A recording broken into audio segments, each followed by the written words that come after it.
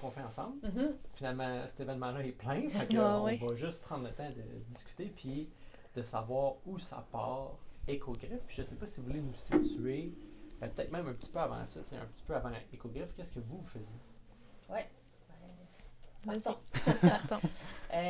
Si on remonte à Écogriffe, en fait, à l'origine, c'est les fourrures Lemieux, établi à Shawinigan depuis 1951. C'est notre grand-père. C'est notre grand-père Lionel Lemieux qui a parti ça. Levez le micro? Ouais, tu peux bouger. Là. OK, moi ça va. C'est ça, notre grand-père a parti son commerce dans les années 50. Mon père, notre père et notre oncle ont repris le commerce dans les années 80. Mais ça a toujours été de la fourrure neuve, là, traditionnelle, comme on connaît, les grands manteaux de vison que nos grands-mères avaient. Du vison, ça, c'est une sorte de... De martre. Une espèce de petite... c'est pas gros comme animal, là. Fait que ça en prenait Un gros. petit animal brun, oui. C'est beaucoup des visons d'élevage. Okay. Il y avait aussi des visons sauvages, mais même mon oncle, à l'origine, il avait un élevage, ouais. de visons à Saint-Élie. Okay. Chez eux, ouais. Il y avait des renards et il y avait des visons. Mais là, ça, c'est... Des renards en élevage? Oui. Hein? Capoté, hein? Ah ouais, pour la fourrure? Ouais. Oh, wow. Ouais. Mais notre père avait acheté aussi un élevage de un visons. élevage, oui. Qui se sont tous sauvés pendant le transport. C'est ça. Ouais. Mais tu sais, c'est ça, on remonte à il y a longtemps, quand la réalité de la fourrure était vraiment pas la même qu'aujourd'hui, là. Fait que, c'est ça. Moi, quand j'ai... là, pour répondre à ta question plus directement, moi, j'ai fait des études en communication après le cégep. Puis après ça, j'ai voyagé. Je me suis promenée en Amérique latine beaucoup. Quand je suis revenue, j'ai fait mon cours en acupuncture. 3 ans à Montréal. Puis j'ai pratiqué pendant... Je fais ça, j'étudie pendant 3 ans, je pratique pendant 2 ans. Fait que j'ai pratiqué l'acupuncture pendant 2 ans, mais au Mexique. Je suis partie après mon cours, j'avais besoin de vivre autre chose. Je n'étais plus capable de Montréal. En fait, c'est pas vrai, je me suis rendu compte que j'étais plus capable de Montréal une fois que je me suis retrouvée au Mexique. Et puis, c'est à partir de là que la décision de venir travailler pour Écogriffe a germé parce que mes parents sont venus me rendre visite. On a discuté de la possibilité que je revienne au Québec. Mais je revenais où? Je revenais pas à Shawinigan, c'était sûr, ni à Montréal. Puis là, Québec, j'avais plein d'amis qui étaient là. Il y avait l'opportunité de penser à développer le marché des touristes dans le Vieux-Québec parce qu'il y a beaucoup de touristes étrangers. Puis la fourrure, ça s'est transformé beaucoup. Puis le marché qui reste, c'est beaucoup au niveau des touristes parce que c'est quelque chose qui est typiquement canadien puis les gens accrochent à ça. Moi, j'ai dit à mon père, j'embarque, mais à la condition que ça soit uniquement du recyclé. Fait qu'on s'est dit, on va aller ouvrir une boutique de fourrure recyclée à Québec. Fait que quelle année, ça? C'est là que Écogriffe a pris là forme. ouais. Là, tu as travaillé pour faire le logo, la mise ça. en... Là, on a tout mis ça en place. J'ai ouvert la boutique. Après ça, c'est ça, on a travaillé sur le logo, tout ça. Ça fait quoi, à 10 ans, 9 ans? C'est en 2011. Fait que ouais, ça fait 10 ans. OK, c'est quand même... ça fait longtemps. Oui. Sauf que c'est ça, là, la première année, tu sais, moi, je faisais toutes les heures à la boutique. Je faisais... Là, on développait ensemble les produits. J'habitais au-dessus, littéralement. Je sais quoi, j'ai habité dans le sous-sol du gym, puis j'ai fait toutes les heures.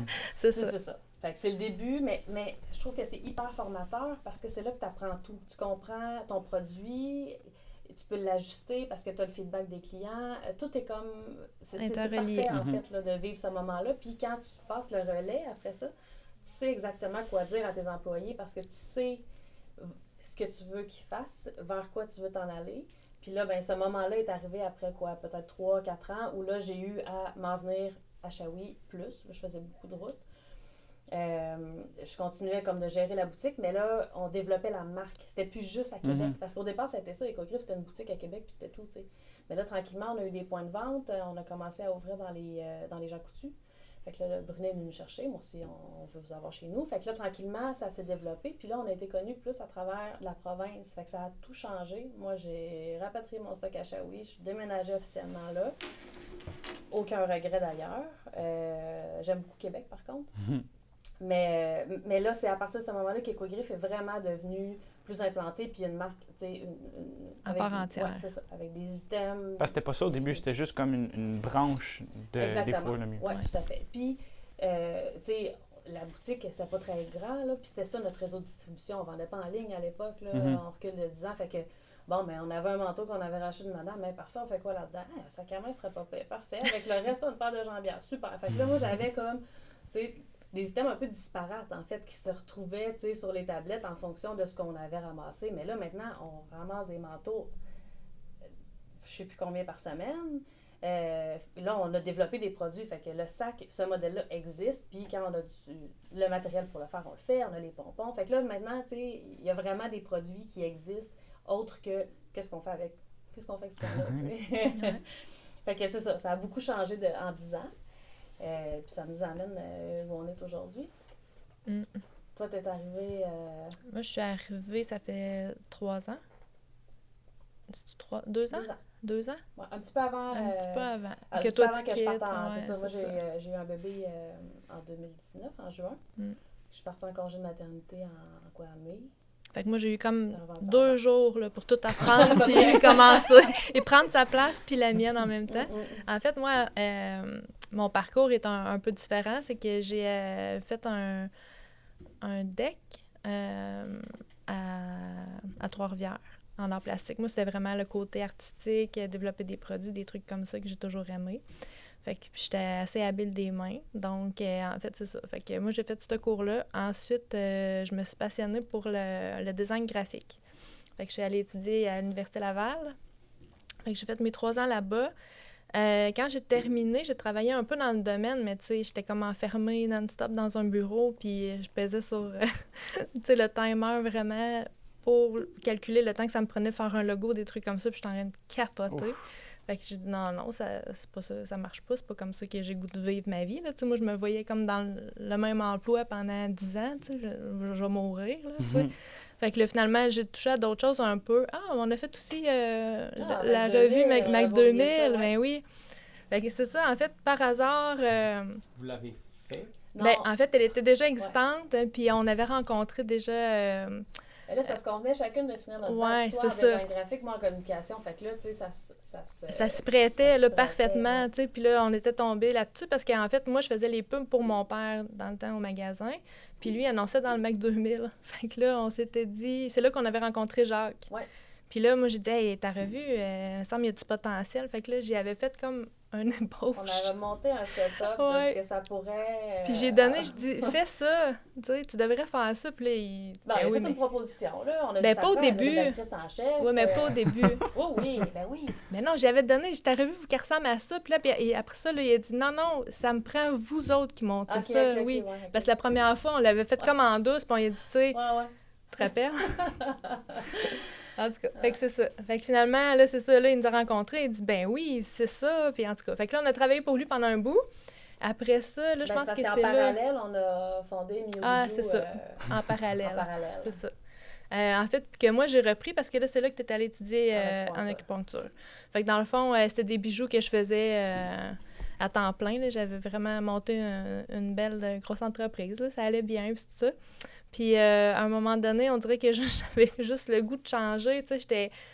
En fait, c'est que je faisais tout, tu sais, de A à Z. Fait que je faisais les achats, je faisais la création, je faisais les bijoux. Après ça, je faisais la mise en marché. Après ça, je faisais les envois. Après ça, je faisais tout. Fait que là, tu sais, c'est sûr que j'ai eu des employés un peu au fil du temps, mais tu sais, moi, je me rendais compte que finalement, ce que je faisais, c'était plus... centrée avec moi vraiment, parce que j'étais plus dans la création, j'étais dans donner des ordres, la gestion, tu sais. Puis là, je trouvais ça déconnecté de moi, puis en tout cas, je me suis comme un peu perdue là-dedans, j'étais comme un peu tannée. Puis là, mon père me disait, tu sais, nous autres, tu sais, ma soeur était débordée, puis tout le côté réseaux sociaux, puis les photos, les shootings photos, nouveaux produits, puis tout ça, mais là, c'est tout ça qu'il fallait continuer à développer. Fait que là, ça faisait un petit bout de temps qu'il me disait, tu sais, ça te tente de venir, ce serait le fun, puis tout ça. Fait que là, finalement, j'ai dit, OK, je vais l'essayer à temps partiel, puis tranquillement, tu sais, je vais laisser Mio. Puis là, finalement, 2 semaines après, j'étais débordée, puis c'était le fun, puis là, je faisais juste ce que j'aimais, tu sais. Fait que j'étais comme, wow, c'est ça qui, je m'en vais là-dedans, puis c'est tout, là. Fait que... Puis c'était quoi, mettons, toi, la partie que t'aimais le plus? Est-ce que là, tu te retrouvais à créer quelque chose, par rapport aux réseaux sociaux, par rapport aux vêtements? Pour Écogriffe, Ouais. oui, c'est ça. C'est exactement ça que je fais. Fait que dans le fond, tout ce qui est aussi stratégie marketing, vers quoi qu'on s'enligne, qu'est-ce qui fit avec la vibe, vers quoi qu'on devrait s'en aller. Mais ça, on est beaucoup là-dedans. On développe beaucoup de projets ensemble. Puis souvent, ma soeur est plus dans le côté administratif un peu, si on veut. Ben, ça dépend pour quel projet, mais...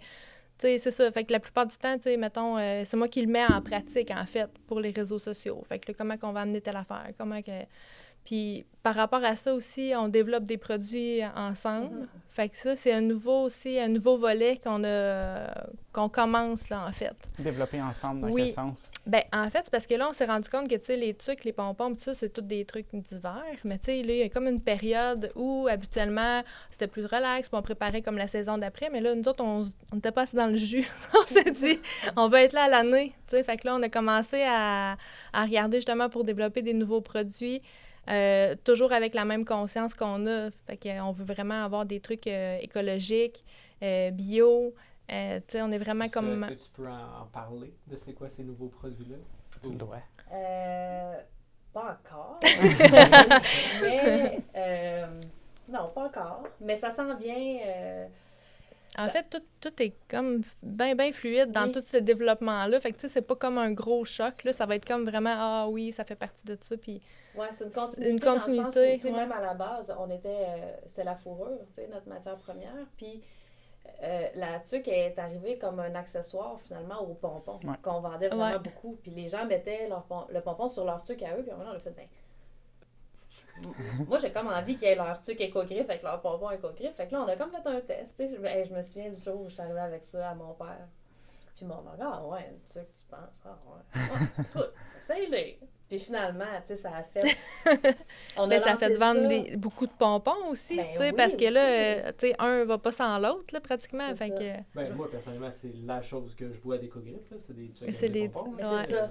Puis, comme plein de modèles, là, le monde en a plus qu'une. C'est ça. Plein de couleurs.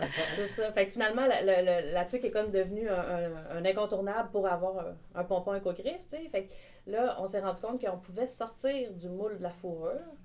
Mais l'idée, c'est de garder, justement, comme elle disait, une espèce de continuité, écogriffe. Bien, c'est parce qu'on est dans le recyclé. Fait que là, on veut continuer à travailler avec des matières qui sont, justement,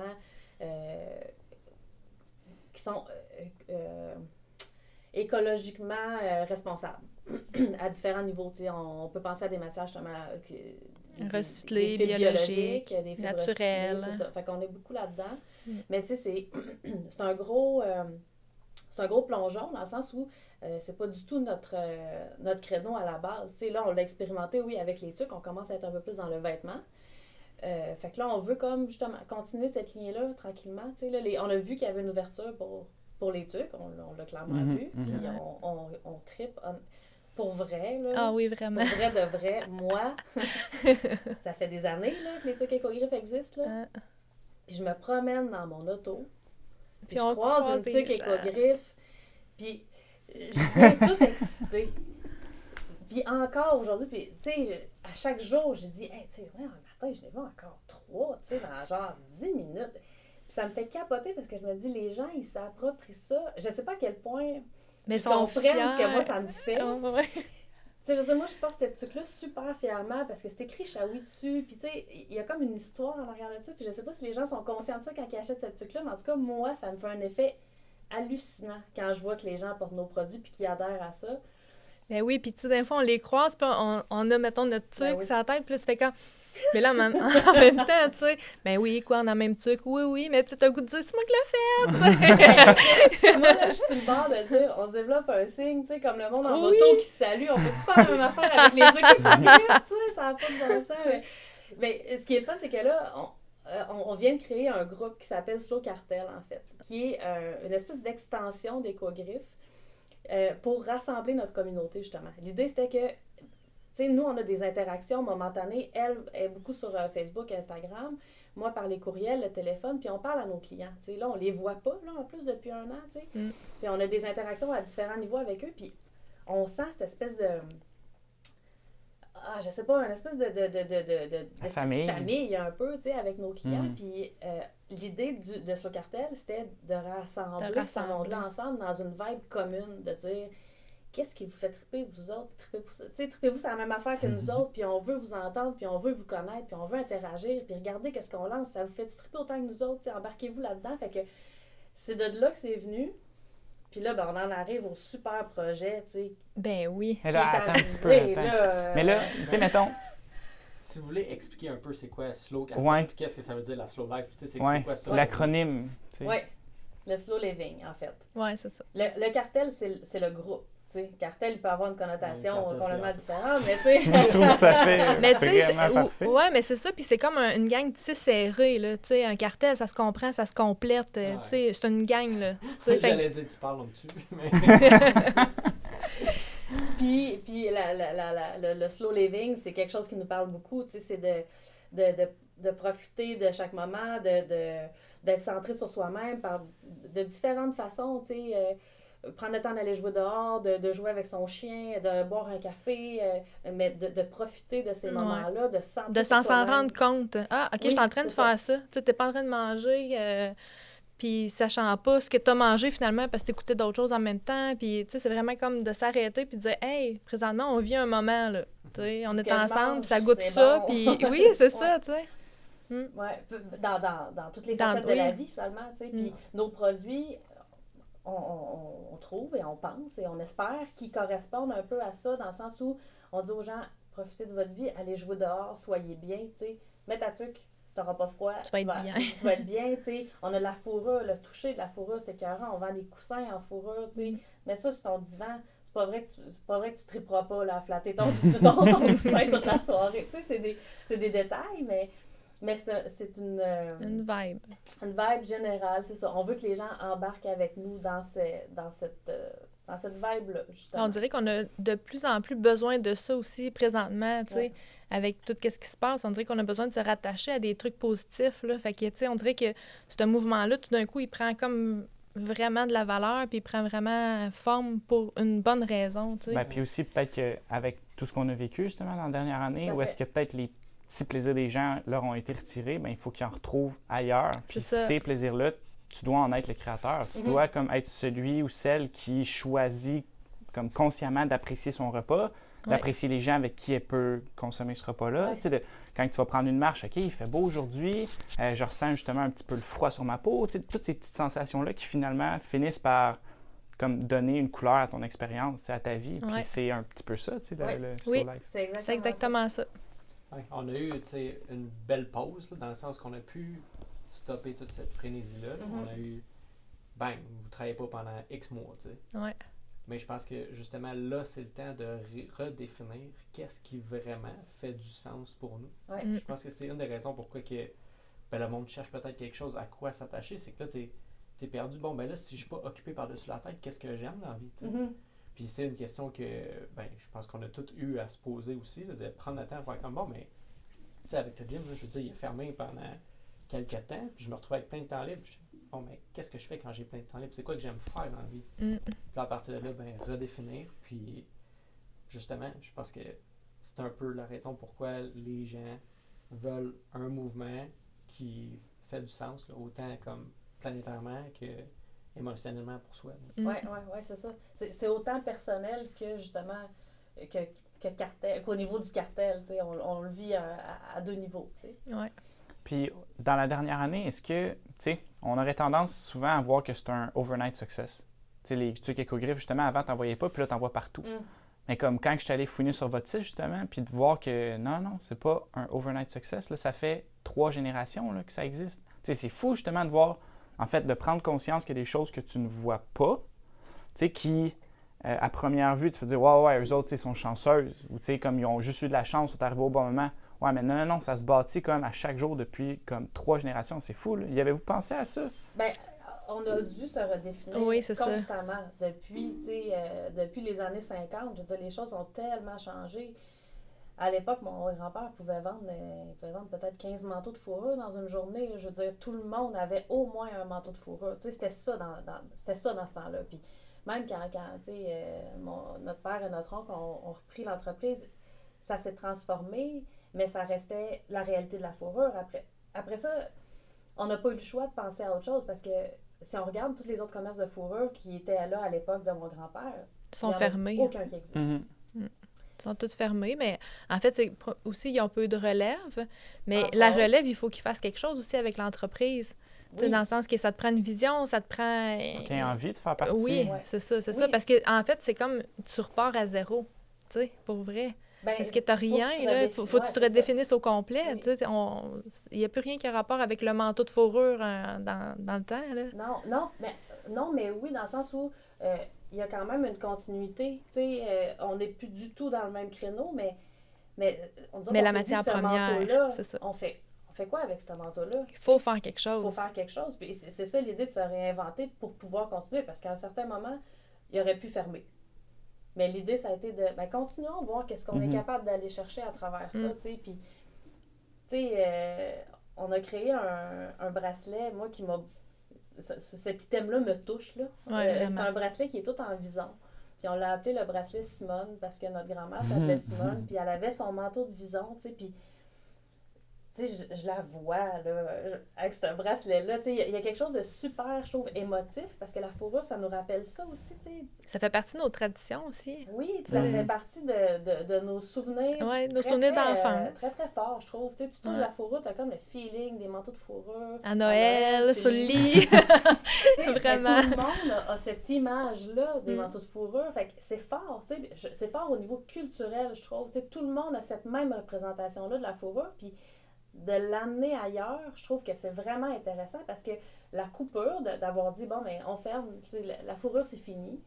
On ferme notre commerce, on s'en va chez nous. Puis merci pour ces belles années, tu sais. Je trouve que ça aurait été un peu comme de mettre fin à un genre de tradition, une culture, oui, exactement. Je trouve ça dommage, moi, qu'il y en ait si peu aujourd'hui. En même temps, je comprends aussi parce que c'est ça la réalité d'aujourd'hui. La fourrure n'est pas populaire comme elle l'était. Malheureusement, parce que je trouve qu'il y a beaucoup de beaux avantages à utiliser la fourrure, particulièrement la fourrure recyclée, vraiment. Mais c'est ça, je trouve que c'est important de l'amener ailleurs, puis de faire vivre ça, de faire durer ça dans le temps, puis de l'amener ailleurs, justement.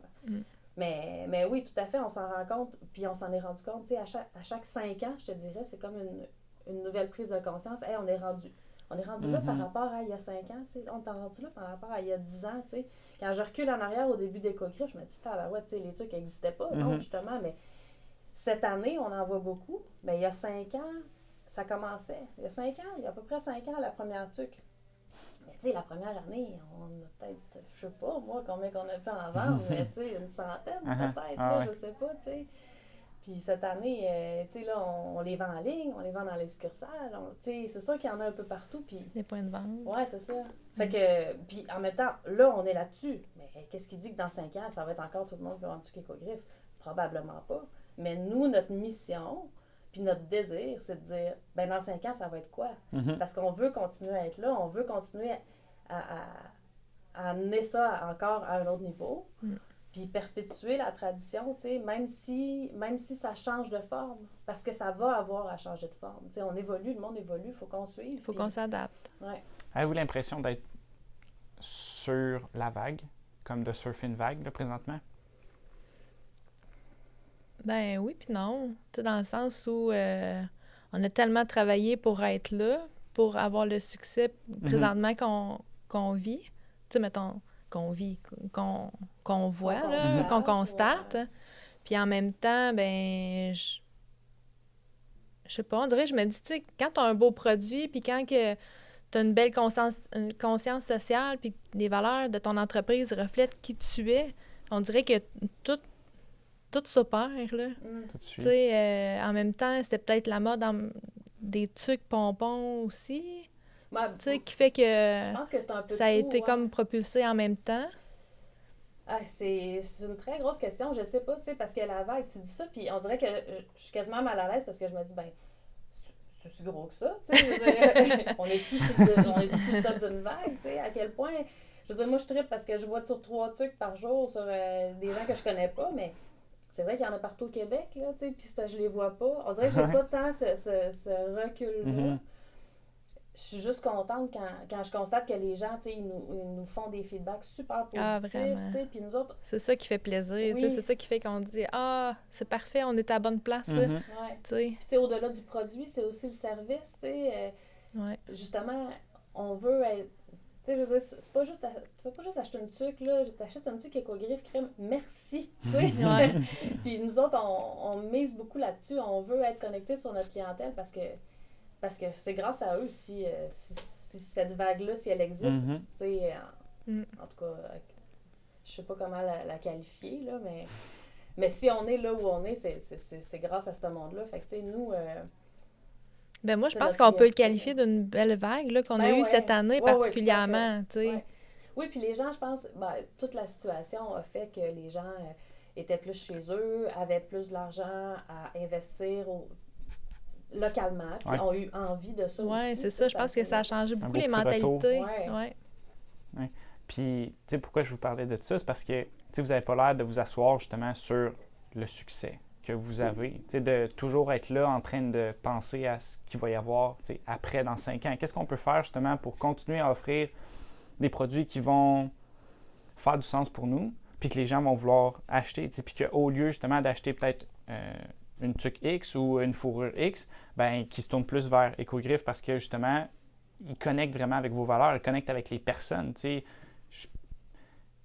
C'est vrai là, que quand il y a quelqu'un qui achète un produit, c'est pas seulement comme la tuque qui vient porter, il vient comme, c'est un étendard, il vient planter comme un drapeau sur la lune en disant comme moi je crois ça, tu sais, c'est moi ça.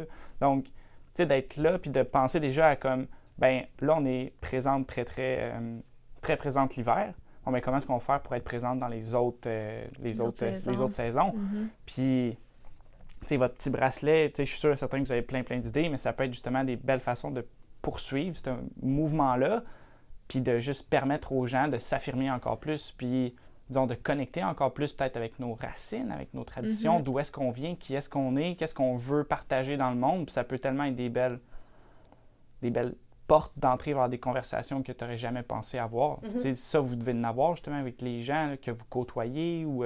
Y a-t-il une histoire, mettons, que vous vous rappelez davantage, qui vous fait du bien? T'sais, y a-t-il quelque chose qui vous fait autre que juste comme merci pour la tuque, mais comme un... Ah, mon Dieu, on reçoit tellement de messages, là. Ah oui, puis des messages sentis, là, tu sais, je veux dire, il y en a, ils achètent une tuque, là, des fois, c'est même pas en ligne, là, tu sais, ils n'ont même pas eu notre service ou quoi que ce soit, là, puis ils nous écrivent des paragraphes de « J'aime votre compagnie ». Puis justement, ce matin, j'ai reçu une fille qui m'a envoyé une photo de sa famille, tu sais, à peu près 15 photos de elle avec sa fille, elle avec son chum. Ils ont tous des trucs éco-griffes avec son petit garçon. Je suis de même, ben voyons, tu sais, le monde sont smart. Puis c'est ça que je trippe, c'est que notre communauté est smart. Tu sais, le monde sont fins, puis des messages de même, on en reçoit...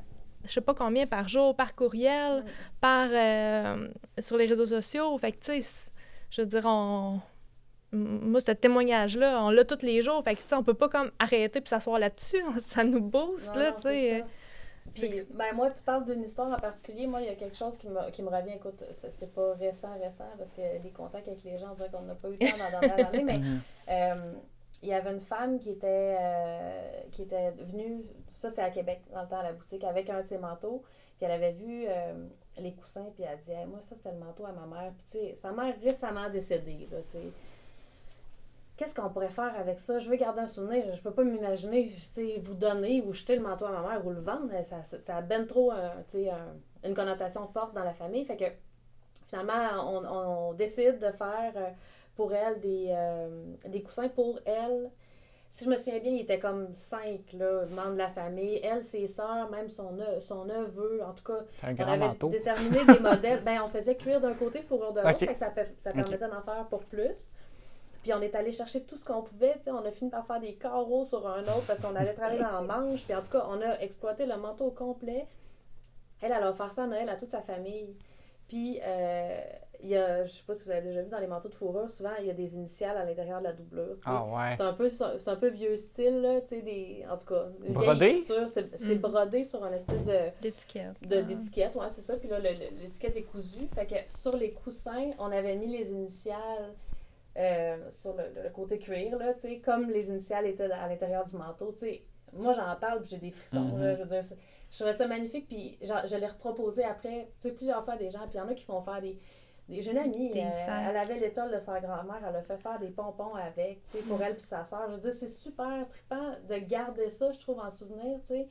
D'ailleurs, nous, on a fait beaucoup. Ben oui, cette année, l'année passée, ça a été comme vraiment intense. Ben, ça, je trouve ça... Moi, je trouve ça, c'est dans les belles histoires. Les beaux projets. Vraiment. De redonner vie, puis de redonner quelque chose de plus aussi aux gens. Vraiment. Sentimental, tu sais. Puis de pouvoir le partager. Moi, je trouve que ça, c'est magnifique, tu sais, qu'il y en a une qui est à Gatineau, l'autre est à Montréal, puis tu sais, ils ont chacun un petit bout du manteau de leur mère. Je trouve que c'est un souvenir qui est extraordinaire, là, tu sais. Fait que, c'est un cadeau qui fait vraiment chaud au cœur, puis j'imagine que tu... Je sais pas si tu y penses ou si tu y aurais pensé si tu n'avais pas été dans ce milieu-là. Dans le sens de dire, moi, ma mère est morte, fait que je vais faire quelque chose pour toute la famille avec son manteau. T'sais. Et il a fallu cette personne-là qui arrive dans le magasin, qui voit ça, qui fasse comme ça. Faut faire quelque chose avec ça. Là, tu te mets à faire ça, puis après ça, tu te mets à l'offrir à du monde qui sont comme, ben oui, certains, j'avais pas pensé à ça, là, on le fait. T'sais. Ça met quelque chose en branle, juste le fait de faire quelque chose pour le bien. Puis j'ai l'impression que c'est vraiment ça que ça représente Éco-Griffe. C'est des valeurs mises à bonne place qu'on partage. Oui, puis justement, tu parles du partage, puis j'aime beaucoup cette idée-là de dire, tu sais, au départ, le recyclage de fourrure existait parce que les gens arrivaient avec un manteau puis disaient, ben moi, j'aimerais ça le faire remodeler. Fait qu'on modifiait le manteau pour eux, disons, ou on en faisait autre chose. Mais là, moi, j'aime, avec Éco-Griffe, l'idée, c'est qu'on prend le manteau de quelqu'un, puis c'est quelqu'un d'autre qui va le porter ou qui va avoir ce qui en résulte. Fait que c'est comme une espèce En fait, c'est pas juste une personne. Non, c'est ça, bien souvent. C'est ça, c'est comme réparti encore dans le Québec, tu sais. C'est ça qui est hot, là. Fait que c'est une espèce de je sais pas, une toile d'araignée qui se tisse, là, tu sais, entre les gens un peu partout, là. Je sais pas, ça se perpétue d'une façon qui, moi, belle me touche, façon. en tout cas, Ben, moi, je le vois, mettons... Je le vois mentalement, qu'est-ce que tu dis, là, justement, puis j'ai l'impression qu'on est ça aussi, là, les êtres humains, on finit par discuter avec quelqu'un, puis là, ben, la discussion fait fleurir quelque chose, puis finalement, t'en parles à une autre personne, puis là, ça fait vague, puis là, ça... C'est comme les idées, là, c'est un peu qu'est-ce qui est arrivé avec, avec l'événement, finalement, c'est ça, mais oui. On peut s'en parler? On peut en parler, on y va, let's go. On y va. Ben non, mais ça a été un drôle et un beau hasard, s'il en est un, je sais pas, mais... moi, j'ai vu la photo de Rachel Frigon, qui a fait son expérience nordique. Comment vous l'appelez, vous? Ouais, c'est bon. Ouais, comme ça. On lui donne pas vraiment le nom d'un fait, mais il fallait mettre un titre là-dessus. C'est l'expérience nordique, FRG. Puis, c'est ça, tu sais, Rachel s'entraîne avec nous depuis un petit bout. Oui. Puis, on y en parlait. Puis, tu sais, elle était pas prête, mais elle était extrêmement ouverte. Vous la connaissez. Oui. Puis c'est ça, un moment donné, la journée où elle a vécu son expérience, elle a trippé, puis depuis le temps, ben, elle trippe. Puis là, elle trippe solide. Oui. Puis c'est hyper inspirant, je trouve. Moi, j'ai vu sa première photo, puis j'ai fait « Ah ouais! » Et ça me moi, je l'ai vu, j'ai fait comme « Ah! » Vraiment le contraire. C'est une ou l'autre réaction. Mais, puis tu sais, je trouvais ça complètement fou, mais en même temps, je me disais, ça doit être vraiment, vraiment intense. Puis nous autres, on allait à Minogami quand on était jeunes, puis il y avait les ours polaires. Ben oui. Si vous connaissez ça, là. Mais c'était la saucette le matin. Peu importe la température, s'il pleuvait, s'il faisait froid, s'il faisait chaud, on s'en allait. C'était un défi matinal. Nice. Puis l'idée, c'était d'amasser, tu sais, tous les jours. Tu fais ton ours polaire à tous les jours, puis à la fin, je sais plus qu'est-ce qu'on avait. Mais moi, ça, c'était comme mon gros défi personnel. Tu sais, moi, je capotais là-dessus, puis je trouve qu'avec le temps, on se... je sais pas, on vieillit, je sais pas, on se détache un peu de ces trucs-là, dans le sens où, je sais pas, c'est peut-être moi, mais j'aimerais ça être plus game, tu sais. On n'a plus le temps pour ça. On le prend pas, peut-être. Ben, on dirait, moi, je trouve qu'on est plus quand on est en voyage. Parce que là, tu te dis, on est à cet endroit-là, il se passe telle chose, je peux pas manquer là, je suis là. Ouais. Puis quand on revient dans notre chez nous, on est comme dans notre petit confort. Puis là, ben pourquoi aller se tremper dehors dans l'eau froide quand j'ai ma douche chaude en haut, ou mon bain ou mon spa, tu sais? Je pourrais juste prendre mon petit café. Ben, là, c'est ça. C'est ça. Alors que l'eau, je dirais, est baignable. C'est rien d'extrême, mais c'est pour le feeling. J'ai mon souvenir des ours polaires, puis je trippais, ça me faisait du bien. T'sais. Puis j'y pense, puis je trippe, puis je me dis, pourquoi je le fais pas? C'est bien. Fait que tu l'as pas refait depuis? Non. Ben j'habite non. sur le bord d'un lac. Peux-tu croire? Puis j'en parle à mon chum qui est pas trop baigneur de froid non plus, puis qui fait on va te regarder. Tu sais, c'est sûr que c'est. Tu finis par comme mettre ça de côté, puis C'est drôle parce que j'en parlais avec une amie qui me disait hey, moi, je connais une femme qui va se baigner là, jusqu'à temps que le lac gèle. Là. Puis elle sort de là, puis elle a l'air tellement bien. Puis je me dis, j'aimerais ça être game de faire comme elle. Tu sais, je veux dire, sont où les... Pourquoi qu'on se met des barrières pour rien, tu sais? Essaye-les, puis tu verras bien, tu sais, je veux dire, qu'est-ce qui peut arriver? Ouais. Non, on est bon pour se limiter, justement. Ben, oui, c'est ça. Ah, oui. Parce que c'est donc bien facile d'être plus confortable, puis de pas se pousser, de pas... Ouais. C'est pour ça qu'on l'amène aussi. J'en ai parlé avec Phil hier, puis on était comme, tu sais, c'est là. Faut faire ça présentement. Là. C'est le temps d'être inconfortable, parce que justement, quand une situation se présente, puis t'es pas prêt à être inconfortable, ben, tu fais comme dans tout. T'es pas capable de t'adapter. C'est ça. Tu perds tes moyens. Ben non, tu sais, moi, ce qui est inconfortable. Puis là, tu te mets à naviguer ta vie à inconfortable ou confortable. Mm-hmm. Puis c'est rarement ce qui te mène dans un bon chemin, parce que moins que tu vis des choses inconfortables, moins que tu es tolérant à l'inconfort, puis ça fait juste, c'est une spirale vers le bas, là, où est-ce que tu es comme, ben, tout me fait mal, là, je finis par me cogner un petit peu, puis c'est comme la pire affaire. Ah, c'est tellement vrai, là. C'est... Écoute, moi, quand j'ai vu ça, je me suis dit, c'est le genre de défi qui me parle beaucoup, beaucoup à cause de tout ce processus-là. Puis là, je voyais les photos apparaître, puis là, une autre photo. Parce que on en mettait sans arrêt. Ça me fatiguait à chaque fois. Mais je me disais, moi aussi, tu sais, même si ça me faisait peur, je me disais, il y a quelque chose là-dedans. C'est sûr qu'il y a quelque chose là-dedans. C'est trop... Puis en même temps, c'est accessible. Ben oui, ben c'est ça. Là, c'est ça. En plus, c'est pas...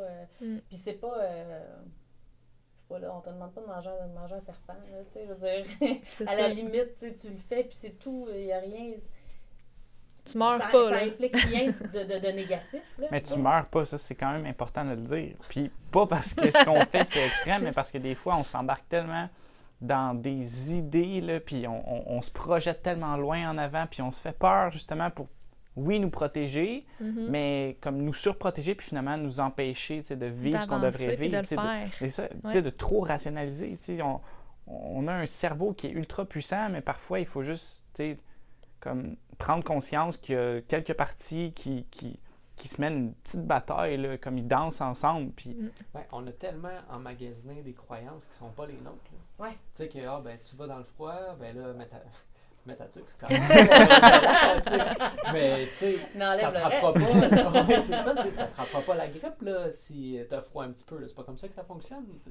Fait que toutes ces croyances-là, ben, c'est aussi d'aller se reprogrammer. On en parle souvent dans le froid, c'est ça. Là, ce que tu pensais qui était vrai ne l'est pas. Fait qu'à partir de là, quelle autre croyance as-tu qui n'est pas vraie, qui t'imite? Fait que quand t'es là, justement, tu en prends conscience, puis c'est pas j'en prends conscience, je le sais, je l'ai entendu, je l'ai lu dans un livre. Non, tu l'as vécu, tu le sais en dedans, toi, maintenant. Fait que tu peux comme, transcender pour faire autre chose. Ouais, c'est ultra puissant, tu sais, le jour où est-ce que vous allez vivre ça, puis vous allez vous rendre compte que finalement, ce qui était impossible auparavant est maintenant possible en l'espace d'une journée. Tu sais, en l'espace d'une journée, en l'espace de quelques heures, tu sais, qu'est-ce que tu peux faire maintenant? Puis c'est pour ça, je pense aussi que pour des gens qui sont... qui ont une visibilité comme la vôtre, ça peut être extrêmement puissant, puis ça peut mener à des projets qui sont drôlement plus grandioses encore que ce que vous avez fait, parce que là, vous ne limitez plus. Ouais. Exactement. Tu te dis, bon, ben OK, genre, on se regroupe ensemble, puis on dit, qu'est-ce qui est possible de faire là? Genre, je viens de vivre de quoi, puis je pensais que c'était impossible. On était 12. Il n'y a pas personne qui est mort. Tout le monde est sorti de là, puis tout le monde était bien, tu sais. Fait que je pense que ça peut justement... C'est une rampe de lancement vers quelque chose d'encore plus big. Ben, c'est ça qu'on s'est dit, en fait. Ouais. Ça a été vraiment comme ça a été ça. Exactement ça qu'on s'est dit. Pourquoi qu'on a embarqué là-dedans? On s'est dit, c'est le début de quelque chose. C'est sûr que ça va créer quelque chose de plus grand, là, tu sais. Parce que, en tout cas, on essaie de pas y penser avant, là, mais... C'est fou, hein, mais... C'est comme excitant et épeurant en même temps, tu sais. Puis on se disait, crime, mais semble c'est loin.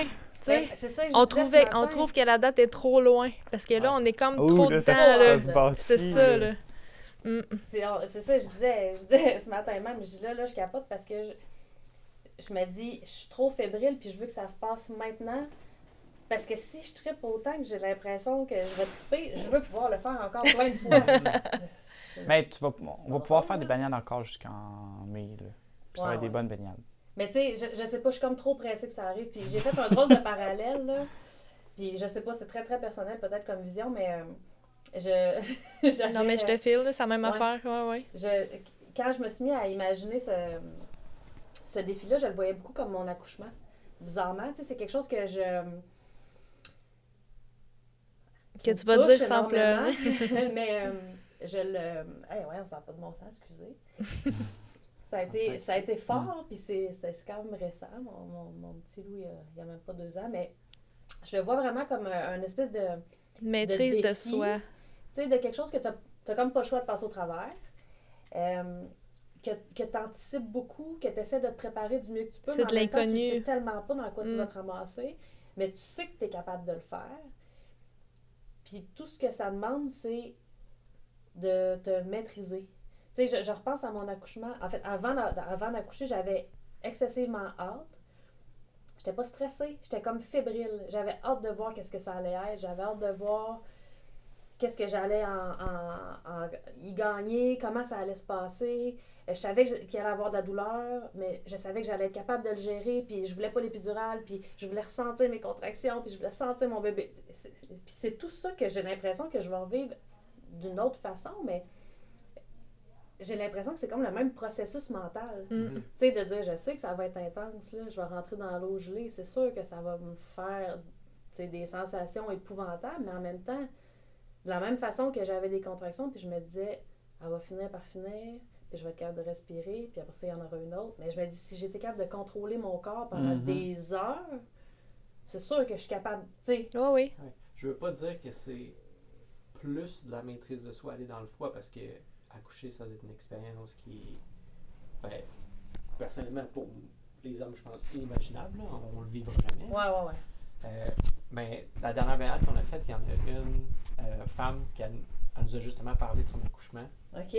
Elle a dit c'était comme mon accouchement, sauf que la seule différence, c'était pas aussi pire, mais l'état mental dans lequel elle était. Ouais.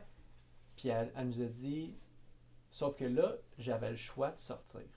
T'sais, j'avais le choix de sortir de l'eau. Parce que quand tu accouches, il faut que tu te rendes au bout. C'est pas toi qui décides. Ouais. Fait que dans ce sens-là, où est-ce que tu choisis, toi, de rester dans le froid quand tu peux sortir? Je pense qu'il y a là la différente version de la maîtrise de soi, où est-ce que tu es comme, gars, effectivement, tout en dedans de moi crie, sors, pourquoi tu restes là?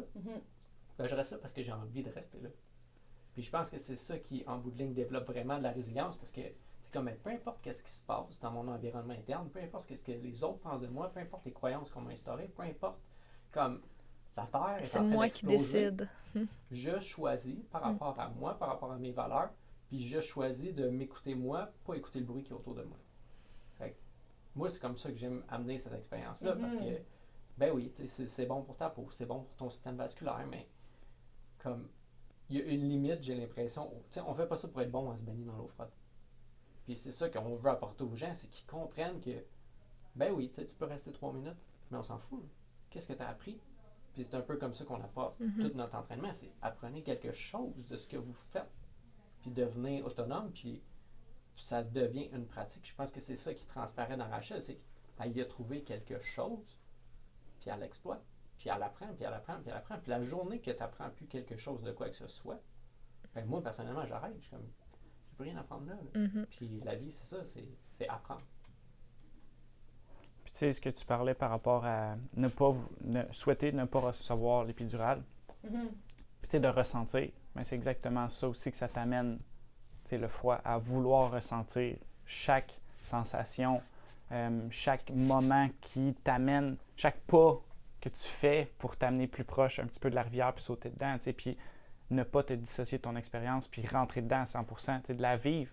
Parce que vous seriez capable de faire ça, tu sais, de juste comme être là, mais pas être là. Tu sais, d'être... Ça revient, je trouve que ça revient un peu à le slow cartel, dans le sens de, tu sais, profite de l'expérience qui est là présentement. T'sais, des fois, il y en a des gens qui, quand ils s'en vont vivre cette expérience-là, comment tu fais juste t'imaginer que tu es dans le sud. Non. C'est pas ça l'idée. T'imagines pas que tu es ailleurs. Là. Non, c'est ça. Je pense que c'est la pire chose qu'on fait en tant qu'être humain, c'est s'imaginer d'être ailleurs. Puis on le fait aussi en se médicamentant avec de la bouffe, mettons. On est comme, bon, gars, ça, j'aime pas faire ça, mais je me récompense ici. Non, comme, vis 100% ce qui se passe présentement, puis peut-être que tu vas avoir envie de changer ce qui se passe présentement. C'est ça. De le vivre mieux. Exactement. Ouais. Puis, tu sais, tu parlais de l'inconfort tantôt, comme quoi que tu n'as pas été, disons, confronté à l'inconfort depuis, mettons, là, on parlait du froid, là, mais tu as voyagé quand même en Amérique du Sud, tu sais, longtemps. Est-ce que là, tu étais confronté à quelque chose? Est-ce que, tu sais, qu'est-ce que tu allais chercher là-bas, en fait? Ben moi, les voyages, je pense que c'est ce qui m'attirait autant dans le voyage, c'est je serais portée à dire l'inconnu, mais c'est pas tant l'inconnu comme le fait de ne pas être dans tes pantoufles. T'es pas dans tes repères sont pas les mêmes, en fait. Faut t'en recréer des nouveaux, oui. puis que faut que tu te teintes de leur culture aussi. C'est que peu importe ce qui arrive, tu sais qu'il n'y a rien qui va être géré de la même façon que chez vous, mettons. Puis justement, comme tu disais tantôt, ça t'amène tout le temps, on dirait, à te dépasser un peu plus puis à gérer les choses différemment parce que tu dis, OK, je suis ici, les choses se passent comme ça. Tu es plus à l'affût de qu'est-ce qu'il faudrait que tu fasses parce qu'il y a plein d'éléments qui rentrent en ligne de compte. Alors que quand tu es chez vous, ben, tu sais comment ça se passe. Tu prends plein de choses pour acquises. Tout est acquis. Ça me fait penser en Bolivie. C'est acquis. On a fait un voyage en Bolivie ensemble. Ma soeur était au Paraguay. Je suis allée la rejoindre, puis on était allé en Bolivie, puis on a fait... là-bas, ça a été quand même une méchante expérience.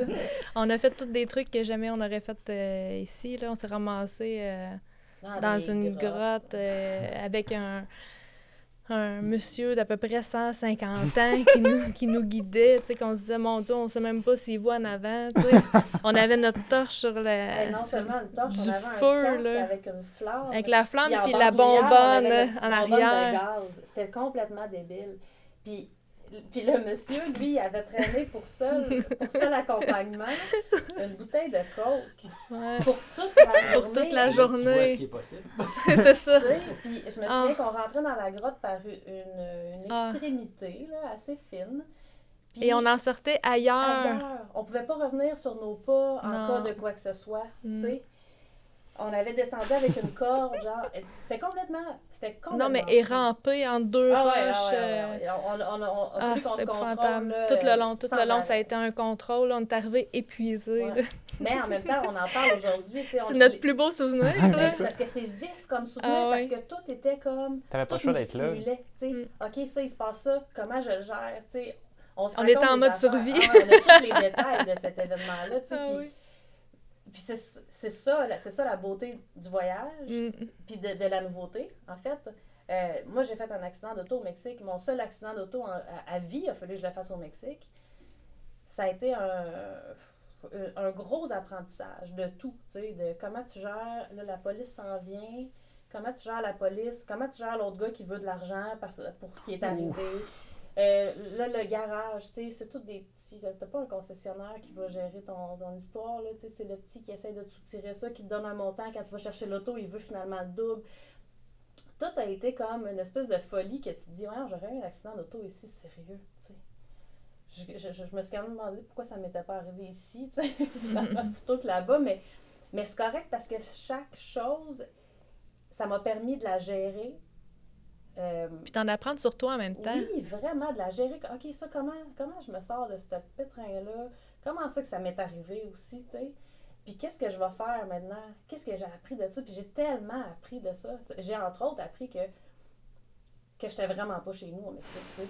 Je disais, je me sens chez nous ici, je suis comme chez nous dans un petit village, je suis bien, mais non, il n'y a rien qui marche comme chez nous. Puis c'est correct d'être confronté constamment à ça. Puis ça fait aussi que quand tu reviens ici, tabarouette que t'es mollo quand tu te promènes dans la rue, puis ça fait du bien, tu sais. C'est beaucoup de... Des clashs. Oui, de contradictions, mais qui sont très, très éclairantes en même temps, tu sais. Ça arrive souvent que je me promène en voiture ou que je marche, peu importe. Puis que, je sais pas si vous avez remarqué, mais les ciels de ce temps-ci là, sont juste magnifiques. Là. Puis si, admettons, on serait dans un autre pays, puis qu'on se promènerait sur l'autoroute, puis qu'on voyait un ciel comme celui-là. T'arrêtes, tu prends une photo. Exact. Mais nous, on prend des photos. C'est ça, mais genre, il n'y aurait pas une voiture qui roulerait là, pendant au moins les 15 minutes du coucher de soleil, puis tout le monde serait en train de le regarder. Mais non, parce que c'est chez nous, on est comme, non, ça, il n'y a rien comme là. Comme ça comptait pas. C'est ça, il n'y a rien là. T'sais, alors que c'est un pur miracle qu'est-ce qui est en train de se passer dans ton rétroviseur ou juste à côté de toi. Puis toi, tu prends même pas le temps de le regarder, là, de dire « je te vois », puis comme « merci pour ce moment-là ». Alors que si tu étais dans un pays étranger, ben tu vivrais un moment qui est extatique là, avec la personne, comme vous vous en rappelleriez comme de la descente dans les enfers. La grotte. Fait que, tu sais, c'est là aussi où est-ce que ça revient au slow life, tu sais, d'apprendre justement à ralentir puis à voir que la propre beauté, elle existe aussi chez soi. Tu sais, puis, tu sais, tu pensais jamais revenir à Shawi, puis tu sais, t'es allé au Mexique essayer, puis finalement, t'es revenu ici, puis là, présentement, t'es capable de voir justement la beauté. Donc, il n'y a rien qui est dissocié de rien. Il n'y a pas une expérience qui est mauvaise si tu veux te permettre de la voir comme elle est, finalement. Juste une expérience qui t'apprend à en apprendre davantage, puis à changer finalement ta vision du monde, tu sais, changer justement tes programmations. Faut être perméable à ce genre de changement-là, de propositions que la vie nous fait. Tu sais. Ben, c'est vraiment juste quand on est dans notre routine, tu sais, qu'on les voit pas, ces choses-là, qu'on vit vraiment inconsciemment. Puis je pense que c'est un peu ce genre d'inconscience-là qui fait que la planète est en train d'exploser. On est genre, OK, bah oui, on fait ça, tu sais, ça fait du sens, ça fait du sens. Bon, je sais pas, mais on continue à le faire parce que tout le monde le fait. Puis on se pose pas la question, on s'arrête jamais pour y penser puis remettre les choses en perspective, justement. Alors que quand tu es en voyage, tu n'as comme pas le choix de le faire. Parce que tu as du temps aussi. Oui, aussi, beaucoup, c'est vrai. T'es en voyage, d'habitude, t'es pas mal plus mollo que... Mais dans Slow Cartel, là, on en met des beaux paysages puis des beaux couchers de soleil. Là. Est-ce qu'il y a, mettons, dans Slow Cartel, dans l'acronyme ou dans votre façon de voir les choses, de quoi qui nous permettrait justement de plus prendre conscience dans le sens, est-ce que c'est dit qu'il faut parfois vivre des expériences nouvelles ou, en fait, juste faire de l'espace pour ces expériences-là? Parce que, je veux dire, si t'es pris dans ta routine, puis il y en a qui n'ont pas le choix, là, ils travaillent vraiment non-stop. Je pense qu'il faut faire la place. Ouais, c'est ça. Il faut l'accueillir puis essayer de voir ailleurs. Parce que, justement, ben, c'est ça, nous, on a vraiment beaucoup voyagé, là, puis c'était comme depuis toujours. Là. Moi, j'ai habité 2 ans au Honduras. On a fait ensemble et séparément à Costa Rica, Nicaragua, on était allé en Thaïlande. On a fait beaucoup de voyage. Puis quand on est revenu, puis qu'on a décidé de s'établir, moi, j'ai fait j'ai rencontré mon chum, on a 2 enfants, ma soeur de son côté. Puis là, on a comme resté, on dirait, pris cette année. Puis on dirait que c'est de là qu'on s'est dit, ben là, il faut quand même qu'on soit capable de s'échapper, tu sais, de continuer à aller chercher cette adrénaline-là qu'on peut pas retrouver quand on est en voyage, mais là, il faut qu'on s'affache chez nous. Fait qu'il faut qu'on se fasse un voyage avec ce qu'on a autour, tu sais. Moi, c'est un peu de même que je l'ai vu. Puis quand on s'est parlé justement de Slow Cartel, tout s'alignait. Ah oui, on va faire ça, on va faire ça. Puis quand tu es arrivé avec ton idée, on s'est dit, OK, oui, ça va être beau, le monde de la forge avec notre tuc. Mais là, nous, c'est le temps de sortir, là. Tu sais, il faut qu'on soit là, là. Il faut, là, c'est comme le moment tout indiqué pour plonger dans notre aventure qu'on est en train de vouloir créer, finalement, tu sais. Oui, puis... Parce qu'on l'avait en tête, mais, tu sais, là, il manquait des occasions, on s'en crée ensemble, mais, tu sais, d'en créer... Oui, c'est ça. Puis d'emmener le monde de Slow Cartel à dire... Faites-vous cette place-là, vous autres aussi? Oui, embarquez avec nous autres. Ben, d'ailleurs, on l'a tellement fait, la place qu'on invite chez nous, tu sais. Puis ça, c'est très, très rare parce que on est bien dans notre bulle, puis c'est rare qu'on fait des... On est un peu protectrices de notre petit coin. Exactement, tu sais. Puis là, on s'est dit, ben là, pour ça, on dirait que on croit tellement à cette envergure-là, de ce projet-là, qu'on s'est dit, on dirait qu'il faut que ça se passe là pour qu'on aille la vibe, là, pour que les gens qui viennent, ils repartent, là, puis qu'ils fassent comme, « Hein, attends un peu, là, tu sais pas qu'est-ce que j'ai vécu, Slow Cartel, là, tu sais pas c'est quoi, là, tu sais. » Ben moi, je le vois de même. Mais je pense que c'est ça qui va se passer. Tu sais, c'est quelque chose de plus grand que nous, là, c'est sûr. Puis tu sais, de s'échapper, je pense que souvent, on le voit comme...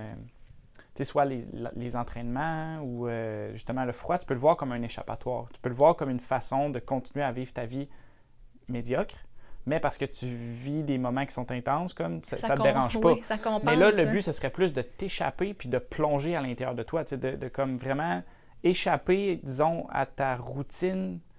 Échapper à toutes les distractions qui t'ont qui t'enlève. De voir qui t'es. C'est ça. Exact. Ouais, c'est ça, oui, c'est ça, parce que ça, tu le développes, là. Tu sais, quand tu es en voyage, hey, je suis comme ça, finalement. Hey, je m'adapte à ça. Hey, tu sais, telle chose, je suis capable, ça aussi. Tu sais, c'est comme plein de petits trucs que tu te ramasses. Puis là, finalement, tu te rends compte de qui tu es. Mais quand tu es tout le temps dans ton confort puis qu'il se passe rien autour de toi, là, ben, t'es confronté à rien. T'es pas capable. T'es pas capable de te découvrir puis de t'accomplir puis de te sortir, là, tu sais, de c'est ça qu'on cette parle, bulle-là. je fais un peu le speech à l'avance, mais on parle souvent de l'honnêteté que le froid amène. Quand tu rentres dedans, là, je veux dire, t'as beau penser que d'habitude, je suis pas comme ça, mais on s'en fout, t'es comme à l'habitude. Tu sais, aujourd'hui, c'est ça qui se passe, c'est ça qui arrive. Si t'as réagi comme ça, t'as réagi comme ça. Prends-le, apprends quelque chose de ça. Puis, tu sais, quand on est allé, là, deux semaines, alors, on a fait un événement dans le coin de Magog avec Phil, puis il y a une fille, elle me dit, tu sais, toi, pour toi, ça va être facile avec ça. Aller faire ça, tu le fais souvent. J'ai dit, non. Puis je dis, moi, je n'ai jamais fait ce qu'on s'en va faire tantôt. Je n'ai jamais vécu ce moment-là. Je dis, pour moi, s'il y a une chose que la nature me rappelle, c'est de rester humble, parce que la journée que je vais faire, ah ouais, oh God, je l'ai déjà fait 100 fois, ben c'est là qu'elle va me le rappeler que, hey, ton humilité est où, là? Fait que de se ramener à ça, à justement être humble, être honnête, puis d'accueillir qu'est-ce qu'elle va nous faire apprendre, parce que c'est vraiment ça.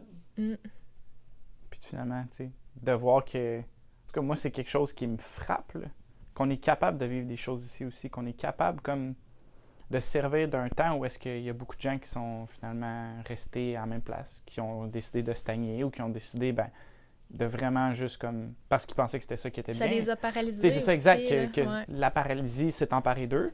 Attendre que le moment passe pour reprendre sa vie. C'est ça, tu sais, au lieu, disons, de le faire maintenant, tu sais, comme là, vous serviez justement à des voyages pour apprendre sur vous, puis comme justement une étincelle pour créer quelque chose, allumer un feu intérieur qui était différent, ben, tu peux le faire aussi chez toi. Puis, comme l'année qui vient de passer, on en parle souvent, ça peut être soit une année à chiffonner, puis à sacrer en arrière, puis à oublier, ou comme une année où est-ce que c'était un défi comme plus grand que jamais. Là. Le défi, il s'est pointé chez vous. Puis comme il s'est repointé chez vous de plus en plus fort, puis de plus en plus intense. Puis, disons, je pense que c'était une belle façon de voir qui t'es vraiment face à la nature. Il va continuer à se repointer jusqu'à temps que tu ne comprennes pas. Là. Puis là, on est là. On est là. Il faut comprendre quelque chose de ce qui se passe. Parce que, il faut que ça nous propulse. Oui, c'est ça. Tout à fait. Puis cet événement-là, c'est dans combien de temps? Vous devez compter les dodos. À date, on compte en semaine. C'est ça le problème. C'est ça que c'est aussi long. C'est le 28. Ouais, Dimanche le 28. Oui. Ouais. Fait qu'on on a booké ça dans une journée. On l'a lancé, le soir, c'était complet. Puis on a même une petite liste d'attente. Là. Fait que si jamais, tu sais, il y a des gens qui se désistent, ce qui n'arrivera pas. Non. On aurait... Fait que, tu sais, je pense que ça va être... Moi, j'ai l'impression que c'est un peu... Je sais pas, je trouve que c'est une belle... Tu sais, Slow Cartel n'existe pas depuis très longtemps. Puis je trouve que c'est comme une espèce d'ouverture parfaite pour montrer qu'est-ce qu'on veut là-dedans. Puis j'ai l'impression que ça sera pas, tu sais, notre dernière collaboration, ça va être la première, effectivement, mais sûrement pas la dernière. Puis je pense qu'on va en apprendre beaucoup. Puis ça va nous donner, en tout cas, je sais pas, je veux pas imaginer tout ce qui s'en vient après, mais je pense que ça va être vraiment quelque chose de déclencheur pour beaucoup de monde. Puis juste, si c'est juste ça que ça va nous donner aussi, de vivre ça en gang. Moi, j'ai l'impression que les gens avec qui on va vivre ça, ça va créer quelque chose de super fort parce qu'on va se dire, hey, toi puis moi, on l'a fait. Puis c'est pour ça qu'on n'avait pas le choix de le faire. Puis, non, c'est ça. Au début, moi, je disais, ah oui, vas-y, je vais prendre des photos. Puis là, elle me regardait en blanc, non. OK, je vais le faire. De vivre ça avec quelqu'un, c'est là où est-ce que tu vois justement l'authenticité d'une personne, que tu vois vraiment comme qui est-ce que tu es quand que ça se passe. Là. Ouais. Puis sans vouloir dire que vous êtes chanceuse, là, vous allez être, je pense, bien guidé, puis surtout aller vers ce que vous recherchez.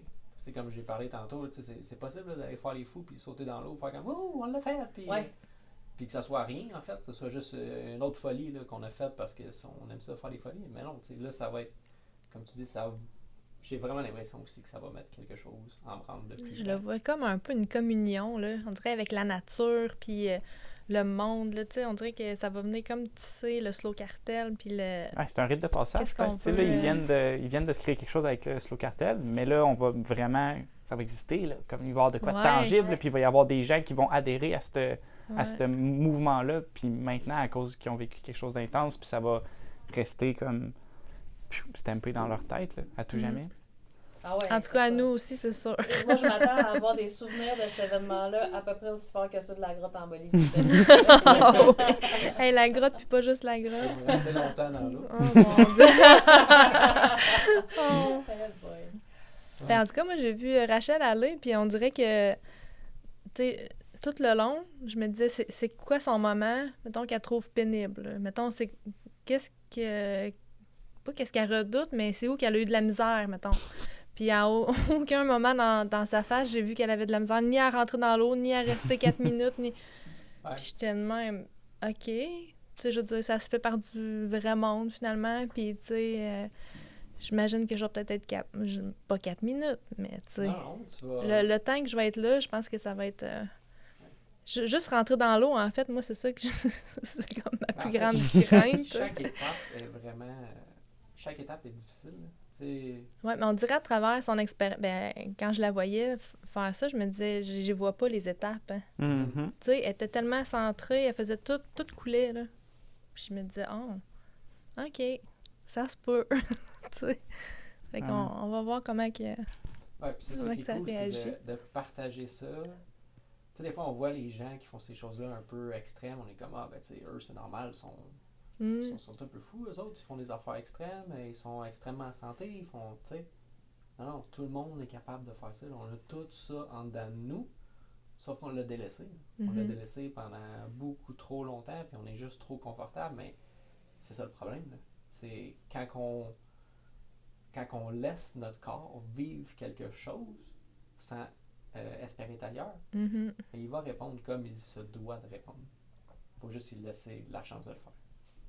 Exactement. Oui, je suis sûre qu'il y a quelque chose de super satisfaisant à prendre le contrôle sur soi puis à décider de faire ça. Je veux dire, au-delà du feeling, oui, je l'ai fait, là, tu sais, tu ressors puis tu es satisfait, là, mais je pense que ça doit être gigantesque de dire j'ai passé à travers ça. Ben, il doit y avoir une bonne dose d'endorphine qui embarque, là. Ça, c'est sûr, mais c'est aussi je pense que c'est le juste milieu entre prendre le contrôle sur toi puis laisser aller les choses que tu peux pas contrôler. Parce que t'es là, tu sais, en théorie, tu pourrais dire que c'est ben ben trop, je peux pas être ici. Fait que ça, c'est la partie je prends le contrôle sur moi, mais l'autre partie, c'est je ressens plein de choses, je fais juste confiance, tu sais. Je l'accueille. Comme je perdrai pas mes pieds, je perdrai pas mes mains, comme je suis encadré, je suis allé pas loin. Tu te rassures comme tu peux au début, mais je pense que c'est une bonne chose aussi que vous le faites dans un petit moment, comme ça vous avoir le temps de penser. La première balade que j'ai faite avec Phil, là, on a jasé pendant 2 heures avant. Ah ouais, hein? Fait qu'on était assis, puis là, quand on a commencé à faire les respirations, j'étais déjà gelé. Puis après ça, on est allé dans l'eau, puis c'était toute qu'une expérience qui, je pense qu'il faut pas... Peut-être que vous allez vivre quelque chose d'extrêmement fort. En fait, c'est sûr que vous allez vivre quelque chose d'extrêmement puissant. Mais moi, la première fois que j'ai fait ça, je ne savais pas si j'avais aimé ça. Honnêtement. Tu sais, t'es comme, c'était vraiment intense, c'était vraiment profond. J'ai pas envie de le revivre présentement. Il faut que tu laisses ça comme mûrir. Puis éventuellement, tu peux décider de, finalement, il y avait quelque chose là-dedans, puis là, je réessaye. Mais comme l'acte en soi n'est pas toujours plaisant. Puis je pense que c'est pour ça qu'il ne faut pas se diriger avec des plaisirs. Il faut aller où ce que l'apprentissage nous mène, puis juste être ouvert aux expériences qui s'offrent à nous. Puis en retirer la satisfaction plus de l'avoir fait que du plaisir que tu avais quand tu étais dans l'eau, j'imagine. Le plaisir n'est pas là. C'est un beau défi. Oui, c'est ça. Le plaisir est dans la satisfaction, je pense, puis dans le défi. Oui, je pense le défi relevé.